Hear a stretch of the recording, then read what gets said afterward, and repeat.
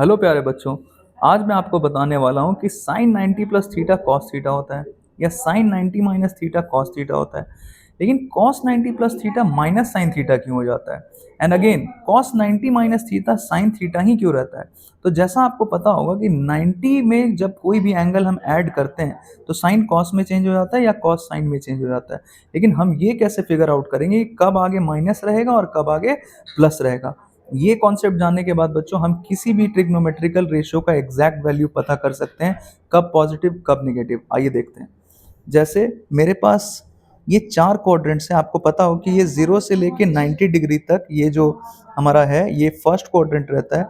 फिर 90 डिग्री से लेके 180 डिग्री तक, मतलब यहाँ से लेके यहाँ तक 180 डिग्री तक, दैट इज सेकेंड क्वाड्रेंट। और फिर 180 के आगे बढ़ें तो 180 से लेके 270 डिग्री तक, that is our third quadrant. और फिर 270 से आगे बढ़ेंगे तो 270 से लेके 360 डिग्री तक ये हमारा हो जाएगा फोर्थ क्वाड्रेंट।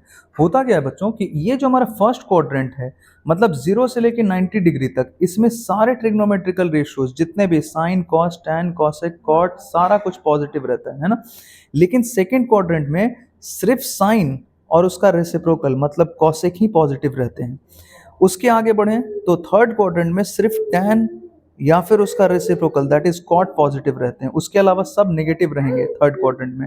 फिर इसके आगे बढ़ें तो 270 डिग्री से लेके 360 डिग्री तक सिर्फ हमारा कॉस और उसका रेसिप्रोकल दैट इज सेक ये सिर्फ पॉजिटिव रहते हैं, इसके अलावा सब नेगेटिव रहते हैं, है ना। चलिए मैं आपको एग्जाम्पल लेके बताता हूँ। जैसे एक एग्जाम्पल लेते हैं साइन 120 डिग्री। एग्जाम्पल से बिल्कुल क्लियर हो जाएगा बच्चों। साइन 120 को हम क्या लिख सकते हैं, साइन 90 प्लस 30 डिग्री। 120 की जगह हम ये लिख सकते हैं 90 प्लस 30। अब आपको पता है कि 90 में कोई भी एंगल ऐड करेंगे तो कॉस में चेंज हो जाएगा ना। तो साइन 90 प्लस थीटा क्या होता है, कॉस थीटा। तो ये कॉस थीटा की जगह हमें दिख रहा होगा कि यहाँ पे थीटा की जगह क्या है 30। अब इसके आगे हम प्लस लगाएं या माइनस, ये आइए समझते हैं।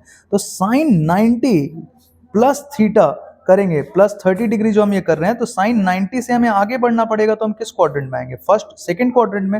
एंड सेकंड क्वाड्रेंट में आपको दिख रहा होगा कि साइन तो पॉजिटिव रहता है, इसीलिए बच्चों ये इसके आगे पॉजिटिव ही साइन रहता है, प्लस ही रहता है। और ये सिर्फ किस में चेंज होता है, कॉस में। तो आपको पता होगा कॉस 30 का वैल्यू हमारा क्या होता है, दैट इज √3/2। तो ये हमारा वैल्यू आ गया साइन 120 डिग्री का। चलिए एक और एग्जाम्पल आपको लेके बताता हूँ।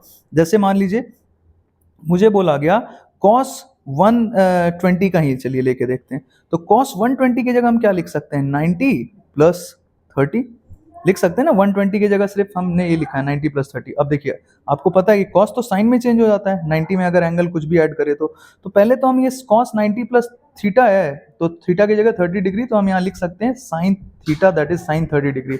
अब प्लस लगाए यहाँ माइनस, देखिए जरा 90 में 30 ऐड कर रहे हैं, मतलब हम 90 से आगे बढ़ेंगे तो हम तो सेकंड क्वाड्रेंट में आ गए। मतलब इसमें तो सिर्फ साइन और कॉसेक पॉजिटिव रहते हैं, बाकी सारा नेगेटिव। तो कॉस क्या हो जाएगा बच्चों, नेगेटिव हो जाएगा। इसी वजह से कॉस हम 90 प्लस थीटा करेंगे तो सेकंड क्वाड्रेंट में आ गए तो ये नेगेटिव होगा, इसलिए आगे माइनस लगा देते हैं, है ना। अब देखिए माइनस साइन 30, तो आपको पता होगा साइन 30 का वैल्यू क्या होता है बच्चों, 1/2। आगे रह गया -1, -1/2 आ गया हमारा वैल्यू।